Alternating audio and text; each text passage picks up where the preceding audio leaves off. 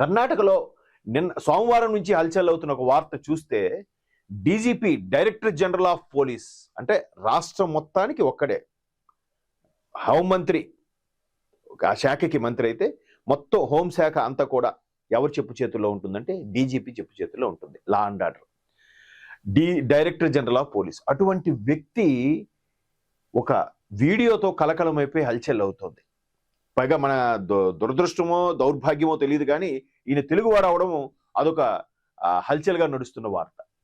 Police ఉన్నతాధికారి రాసలేళ్ల video కలకలం, కర్ణాటకలో దుమారం, క్రమశిక్షణ చర్యలకు సీఎం సిద్ధరామయ్య ఆదేశం. కర్ణాటకలో మొన్నటి వరకు డీకే శివకుమార్ గారు, సిద్ధరామయ్య గారు ఈ హడావుడి నడుస్తున్న నేపథ్యంలో డీజీపీ స్థాయి వ్యక్తి చాలా అంటే ఇప్పుడు కంచే చేను మేస్తే అంటే ఎవరికి చెప్పాలి సార్? కంచి ఇప్పుడు ఏదైనా చేను మేస్తుందంటే ఎవరో కాపలాదారుని పెడతాము, లేకపోతే ఇంకెవరిని పెడతాం. అదే కంచే ఆ చేనంతా మేసేస్తుంది అనుకో, కాపలాగా ఉన్న కంచెనే ఎవరికి చెప్తారు? ఒక ఇన్స్పెక్టర్ స్థాయో లేక ఎస్పీ స్థాయి వ్యక్తో, ఒక ఐపీఎస్ వాడో వాళ్ళు మిస్టేక్ చేశారు, మిస్బిహేవ్ చేస్తున్నారంటే మొత్తానికి హెడ్ అయిన డీజీపీకి కంప్లైంట్ చేస్తారు. డీజీపీయే తప్పు చేస్తే, తప్పు తడుగులు పెడితే, పైగా ఇక్కడ ఒక ప్రధాన వార్తలు వస్తున్న అంశం చూస్తే ఏ ఆధారాలు లేకుండా ఈ విధమైన వార్త ప్రచురించదు. ఏదో సోషల్ మీడియాలో ఆట కదా, అవునట కదా, ఇది కదా, అట్లాంటివి ఉండవు. ఇక్కడ చూడండి ఒక్కసారి. కొన్ని నెలల పదవీ విరమణ పొందాల్సిన కర్ణాటక రాష్ట్ర డీజీపీ స్థాయి అధికారి డాక్టర్ రామచంద్రరావు మహిళలతో అత్యంత సన్నిహితంగా మెలిగిన వీడియోలు కలకలం రేపుతున్నాయి. సుమారు 40 సెకండ్ల నిడివితో ఉన్న వీడియో.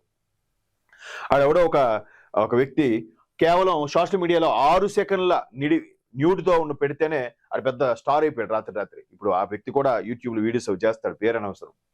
సో ఇక్కడ 40 సెకండ్లు వీడియో అంటే అది కూడా మహిళలతో అసభ్యకరంగా ఆ వ్యక్తి. పోనీ ఏదో మార్ఫింగ్ చేశారు, ఏఐతో టెక్నాలజీ వాడారంటే తెలిసిపోతుంది ఆ క్లారిటీ, ఆ బ్లర్ అన్నీ కూడా.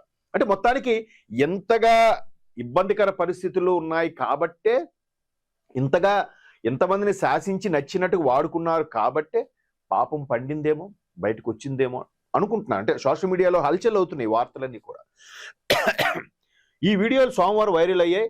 తన అధికార కార్యాలయం పోలీస్ దుస్తుల్లోనే పలువురు మహిళలతో అసభ్యంగా ప్రవర్తిస్తున్న తీరుపై తీవ్ర విమర్శలు వెల్లువెత్తుతున్నాయి. ఇక్కడ చూడండి, పోలీసు దుస్తుల్లోనే. మాకు బాగా దూర బంధువు ఒక ఆయన, అప్పటికే ఆయన ఇన్స్పెక్టర్ ర్యాంక్. ఒకసారి ఇలాగే ఎలక్షన్స్ డ్యూటీకి మా ఊరు వచ్చినప్పుడు ఆ వేలో వెళ్ళిపోతూ ఒకసారి కలిసిపోదామని వచ్చి అరుగు మీద నిలబడి పిలిచి మా నాన్నగారిని పిలిచి మాట్లాడేశారు. బ్రదర్ లోపలికి రండి, ఇప్పుడు డ్యూటీలో ఉన్నాను, యూనిఫామ్లో ఉన్నాను, ఇప్పుడు రాకూడదు. చూడండి ఎలాంటి వాల్యూస్ అవి లేవు ఇప్పుడు. నన్ను ఎవడు అడుగుతాడు? నేనే అందరికి ప్రశ్నించగా నన్ను ఎవడు ప్రశ్నిస్తాడు? నాకు నచ్చినట్టు చేసుకెళ్ళిపోతాను. అలాంటి ఏదైతే ఉందో అక్కడ అసభ్యంగా ప్రవర్తిస్తున్న తీరుపై విమర్శలు వెలువెత్తున్నాయి. ప్రస్తుత directorate of civil rights enforcement అధిపతిగా విధులు నిర్వహిస్తున్న Ramachandra Rao. Okay, enforcement rights and enforcement అంటే ఒక రకరకాలుగా ఉంటారు. ఇప్పుడు కొంతమంది ప్రమోషన్కి వెళ్ళే కొద్ది డీజీపీ స్థాయిలో ఉంటారు, రిటైర్ అవుతారు. కొంతమంది ప్రతి శాఖకి ఉన్నత స్థాయిలో క్యాడర్కి వెళ్తారు. సో ఇక్కడ ఈయన డైరెక్టర్ ఆఫ్ సివిల్ ఎన్ఫోర్స్మెంట్ అధిపతిగా ఉన్నారట. అయితే ప్రచారంలో వీడియోలపై వివరణ ఇచ్చేందుకు హుటాహుటిన హోంమంత్రి డాక్టర్ జి పరమేశ్వర్ నివాసానికి వెళ్లారు. మంత్రిని కలిసేందుకు అవకాశం దక్కలేదని సమాచారం. ఈ సందర్భంగా రామచంద్రరావు మాట్లాడుతూ, ఈ వీడియోలో ఉన్నది నేను కాదు, ఎవరో కుట్ర పన్ని ఏఐతో తయారు చేసి బయట పెట్టారు. 8 ఏళ్ల కిందట రికార్డు చేసినవిగా కనిపిస్తున్నాయి. వీటిని విడుదల చేసిన వారిపై ఫిర్యాదు చేసేందుకు న్యాయవాదులతో చర్చిస్తున్నా. మరిది ఏఐతో అనుకుంటే 8 ఏళ్ల కిందట రికార్డు చేసినవిగా కనిపిస్తున్నాయని ఎలా తెలిసింది? 8 ఏళ్ళు ఎవరు చెప్పారు? అంటే భయంలో తప్పగా కొన్ని ఇష్యూస్ వస్తున్నాయి. ఇక్కడ ఇంకోటి కూడా మనం చూడొచ్చు. దీనిపై విచారణ చేపట్టాలి హోంమంత్రి మనం చేసేందుకు వెళ్ళా. ఈయన ఎందుకు హోంమంత్రి? ఈయన డైరెక్ట్గా ఆర్డర్స్ చేయొచ్చు కదా. ఇప్పుడు కొన్నిసార్లు టెలికాం సెక్టర్కి సంబంధించి కాల్ రికార్డ్స్ అవి చేయాలంటే ఒక డీజీపీ స్థాయి వ్యక్తి లెటర్ ఇస్తే కానీ, మెయిల్ ఇస్తే కానీ ఆ కాల్ రికార్డ్ బయట తీరంట. ఎస్బీకి కూడా ఆ పవర్స్ లేవంట. అంటే ఎవరో మిత్రులు చెప్తే విన్నాను. అలాంటిది ఇక డీజీపీ స్థాయి ఇంకా హోంమంత్రి చెప్పండి, ఈయన డైరెక్ట్గా ఆర్డర్స్ పాస్ చేయొచ్చు కదా. సో అంటే తప్పు తడకలు ఇదైనప్పుడు తెలిసిపోతూ ఉంటాయి. ఇక్కడ చూడండి, మరికొన్ని ఆరోపణలు కూడా ఉన్నాయి ఆయన మీద. ఆంధ్రప్రదేశ్ చెందిన 93 బ్యాచ్ ఐపీఎస్ అధికారి రామచంద్రరావు. ఆంధ్రప్రదేశ్కి చెందిన 93 IPS batch.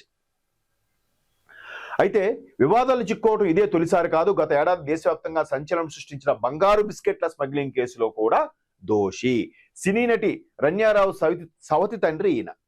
Ranya Rao last time month సరిగ్గా గుర్తులేదు కానీ ఆగస్టులోనే ఇప్పుడు అనుకుంటా ఆవిడ ఎయిర్పోర్ట్ నుంచి కారులో వస్తుంటే ఎందుకో ఎవరో సమాచారం వచ్చని చెక్ చేస్తే సారీ ఆవిడ దుబాయ్ నుంచి వస్తున్నారు, ఆ బిస్కెట్ లేవో.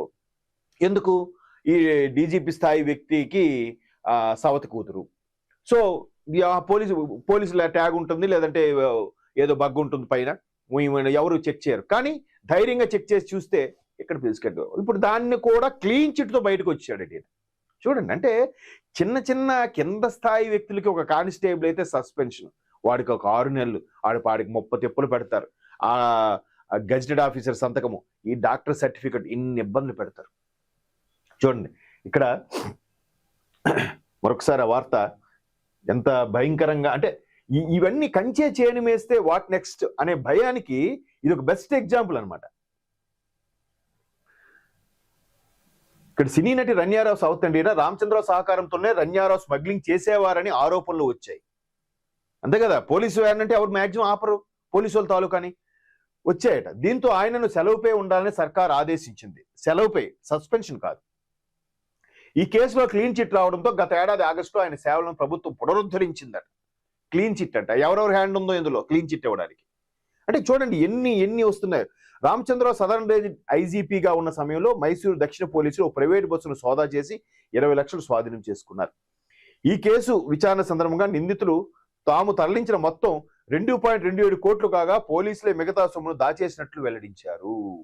మై గుడ్నెస్, ఇక్కడ చూడండి 2.27 కోట్లు ఎక్కడ, కేవలం 20 లక్షలు ఎక్కడండి. అంటే